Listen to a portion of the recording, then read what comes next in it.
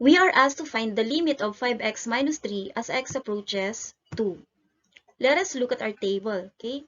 So, the value of x begins with 1 and then increases until it reaches a value that is almost equal to 2. The value of f of x begins with 2 and increases until it reaches a value that is almost equal to 7. In the second table, okay, we begin with 3 and then this value of x decreases until it reaches a value that is almost equal to 2 also, and the value of f of x decreases from 12 down to a value that is almost equal to 7 also. In the first table, we say that x approaches 2 from the left because 1 is a number at the left of the number 2 in the number line. In the second table, we say that x approaches 2 from the right because 3 is a number at the right of the number 2. Then, the values of f of x, whether from the left or from the right, both approach a value that is almost equal to 7. Okay, and they approach the same value. Therefore, this function has a limit, and we say that the limit of f of x as x approaches 2 is equal to the limit of 5x minus 3 as x approaches 2, and that is equal to 7. In our second example, our function is g of x. Let's look at our table of values.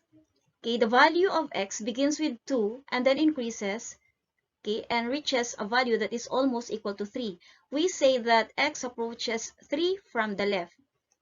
In the second table, we say that x approaches 3 from the right because we begin with 4 and this value of x decreases until it reaches a value that is almost equal to 3. Then in the first table, the value of g of x, okay, begins with 8, then increases until it reaches a value that is almost equal to 9. In the second one, okay, the value of g of x begins with 10 and then decreases and reaches a value that is also almost equal to 9. So whether from the left or from the right, the value of g of x approaches a value which is 9. We are not saying that g of x is equal to 9, but g of x approaches the value 9. Therefore, the limit of g of x as x approaches 3 equals 9. Let us have another example. Let us find the limit of h of x as x approaches 2. Let us consider these tables of values. In the first part, okay, The value of x begins with 1 and then increases up to a value that is almost equal to 2. Okay?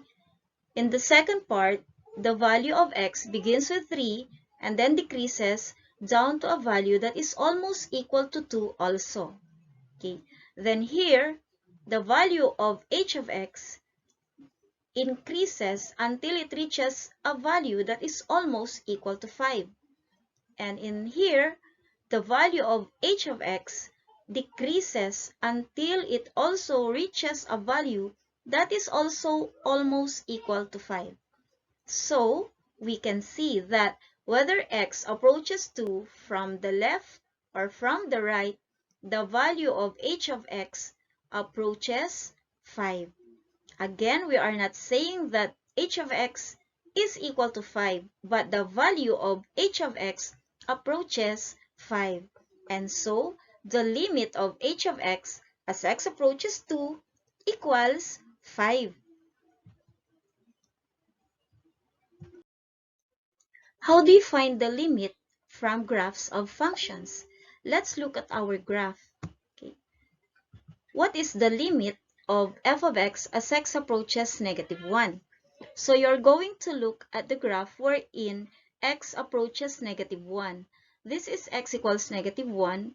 And if we look at the graph, okay, from the left, the value of y approaches negative 2. And likewise, from the right, the value of y also approaches negative 2. They approach the same value, which is negative 2. Therefore, the limit of f of x as x approaches negative 1 equals negative 2. For our second example, consider this graph. Okay? What is the limit of f of x as x approaches negative 2? Nasaan yung x is negative 2? Eto. So, in this part, okay, the graph is continuous pa rin. Okay, walang gaps or any holes, ganon. So, whether you look at the graph from the left or from the right ng negative 2, the value of f of x, okay, approaches the value 4. So, the limit of f of x as x approaches negative 2 equals 4. Next question. What is the limit of f of x as x approaches 2 from the left? Ito na ngayon ang 2. Okay, what is the limit from the left? So, kung manggagaling ka sa right, dito yon. Pero ang tanong, manggagaling ka sa left. So, kung ito ang 2, ito yung merong graph. Okay?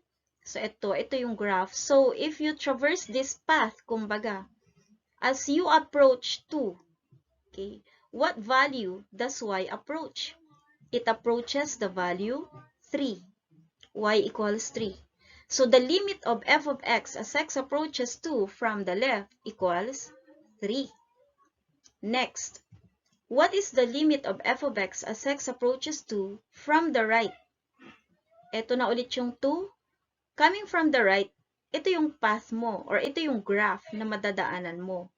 So, as x approaches 2 from the right, the value of y approaches 2. So, the limit of f of x as x approaches 2 from the right equals 2. Now, the limit of f of x as x approaches 2 from the left and from the right are not the same. They are not equal. Therefore, what can we say? The limit of f of x as x approaches 2 does not exist. Does not exist because the two limits from the left and from the right are not equal. Okay? Next question. What is the limit of f of x as x approaches 1? Ito yung 1. Okay? 1 from the right.